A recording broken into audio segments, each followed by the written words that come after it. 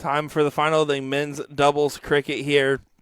We got PJ Stewart and Jim Widmayer going up against Leonard Gates and Danny Baggish over there. And oh boy, this should be a good one. From my understanding, Jim's been throwing pretty good today, as in like really pretty good.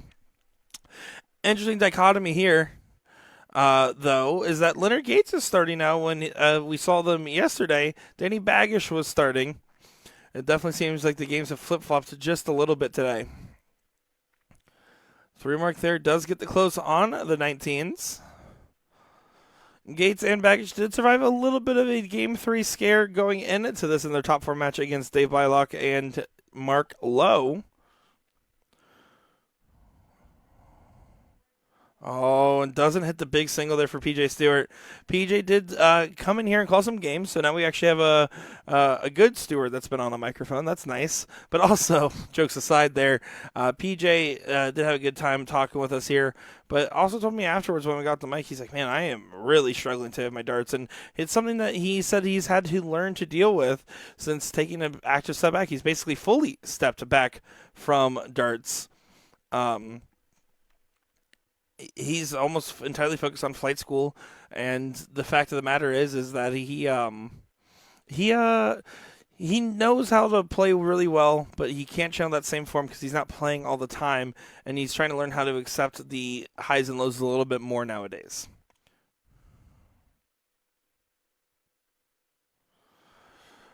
Ryan Keith saying, I assume these brackets aren't random. They are, in fact, randomized through Dart Connect.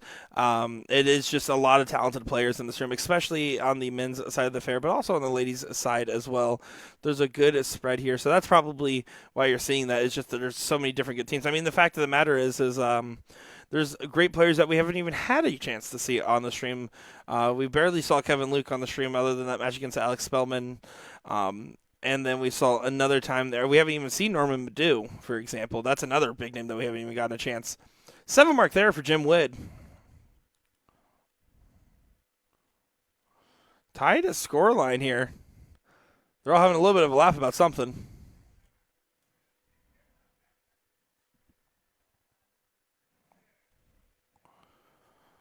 So chalk a game. There is advantage to the Gates and Baggish team right now in this scenario.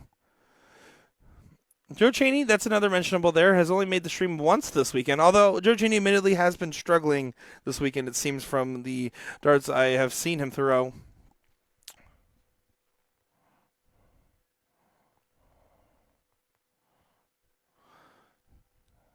Must hit on the 16s here, needs to get the close.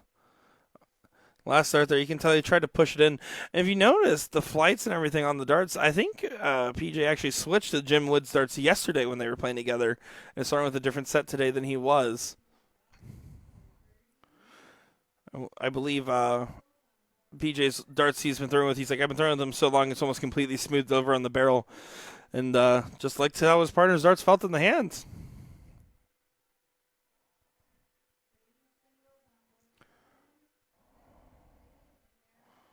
Wood's not happy. The flights are crossed there. It's going to be an awkward angle. He's moving to the right, which is a questionable angle to move from on that. He was trying to throw basically through those two darts. I think I probably would have thrown to the left and thrown into him. But knowing that if I was the one throwing, I would have probably tried to throw into him and accidentally hit a single 7 on the other side of the board. Gates and Baggish one bowl away from getting the first leg here. We were talking about that doubles cricket standard. And this is exactly what we were seeing, a mid-4 for the team of Baggish and Gates.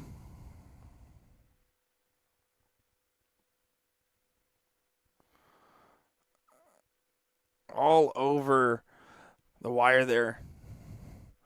But there you go. DB does get that one in there. And you can see it's all serious, all business there. No celebration, no pumps. Baggish still seems like he's a little frustrated with his form, although played perfectly fine in that leg.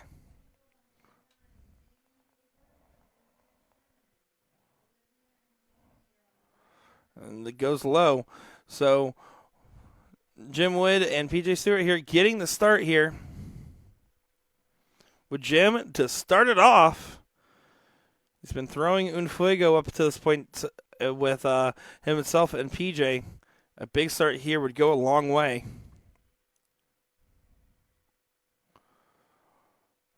Three marks there. Not going to feel like enough, but we'll see how much that hurts. It might not hurt at all. It will not hurt at all. Gates debating what he wants to do with this last start here.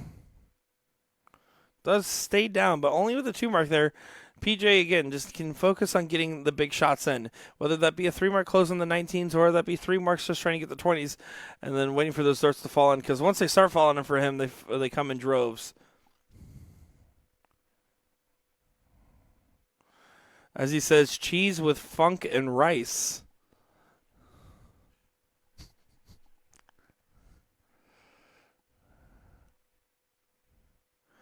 You see Danny there does get the trip. Decides to stay there. Getting the point lead for him and teammate there. Wood's going to be okay with this position, though. Gets the point lead here. Is going to stay and does stay for the trip on the last dart there. It's a good dart indeed. It makes the shot harder now for Gates. Gates does have the point lead there, taking a look up, and does find the 7 mark there and shows a little sign of showmanship there, having a little fist pump. I think that's an earned must-hit dart there, so therefore you get the must-fist bump. Or fist pump. You guys know what I meant. 5 mark there for PJ Stewart on the 18s. Does mean that we got a live one here for a game.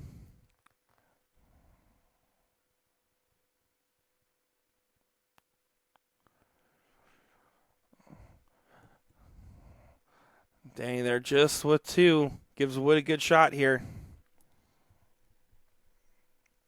Gets the trip on the 18s down to the 19s. Finds the 19s. Back to the 18s and gets a 7 mark there.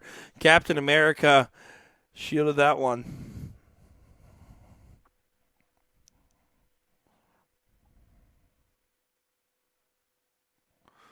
But get it, don't play. Finds a 9 mark on the 17s and responds.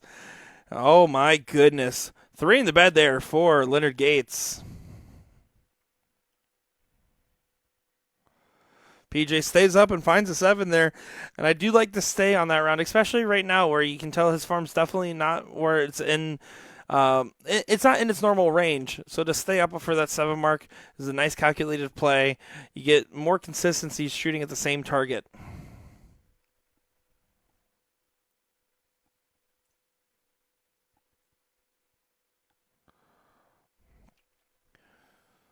Yeah, Wood's not going to be happy with that 17 attempt, but does do a good course correction there, finding 4. Means that Gates has to hit the 6 mark to make a tied score. He did not. So now PJ can go up here and try to take the 1, 2, 3 at the 17s. He's bailing out to the 18s there. Yeah, you bail out after 1 dart. If you hit a single, you can stay for the close, but afterwards you got to bail. And you can see Jim trying to give a little pump it up in the background over there. As, PJ won a little bit more on that turn. Yeah, this is definitely a very lively game between these two teams at the moment. Combined 4.4 plays combined 4.1. This is neck and neck.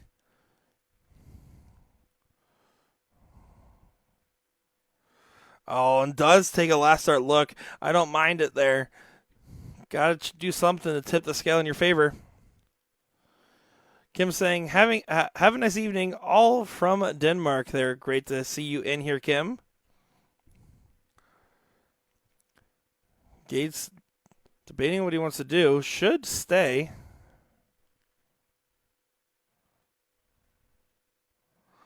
Does find 4. Now might take the look. No, he does stay for 5.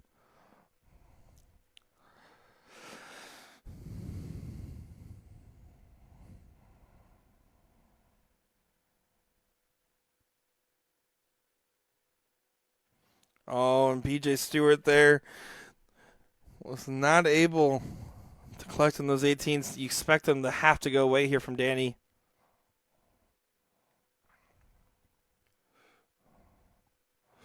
And again, with talking about, I know we've been kind of hyper focusing on PJ here, but it's important to note that he is still a very capable player and is still a great shot. But it is a learning challenge, and that's something that Denny Baggish is going through as far as stepping back from darts and still trying to expect that high standard.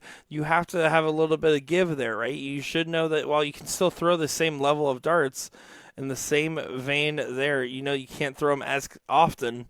And that's just simply a matter of the fact of how much you practice, how much time you put into it, whether it be practicing or just going to a bunch of tournaments or playing in a bunch of leagues. These are all different things that help get that arm and that muscle memory really refined.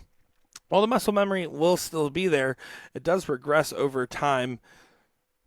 When he does hit, though, let me tell you, PJ can really hit. Danny taking advantage of the mark on the 15, going wide and getting a second house. Now over to the 16s here. Does hit it there. A lights out dart indeed, finding the 7.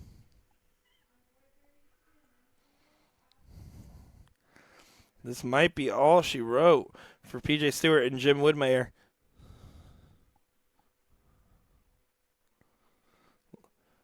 Leonard Gates, the soldier. 3 bulls away from the title.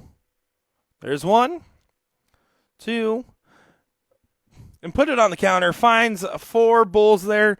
Gets the job done, and you can see some handshakes and some respect between both teams there. And honestly, Jim Wood did play really, really well there. So some good stuff from him. PJ and Danny, both are going to be guys are going to be hard on themselves for their performance. But there's no need to be hard on themselves there, as it was some excellent darts all across the board. And hey, fun match to watch there.